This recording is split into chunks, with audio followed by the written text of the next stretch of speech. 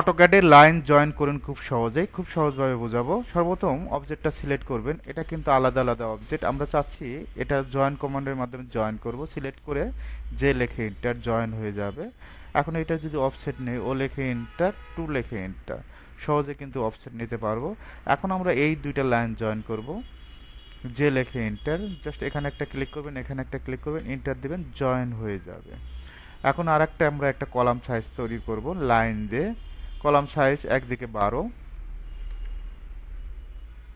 Enter দিবেন, এদিকে 12, এদিকে 12, এদিকে 12।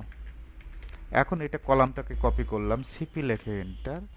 এখন যদি আমি জয়েন ছাড়া কাজ করি, ও লেখে এন্টার, ক্লিয়ার কভারটা 1.5 ইঞ্চি, এখান থেকে ক্লিয়ার কভার নিয়ে নিলাম।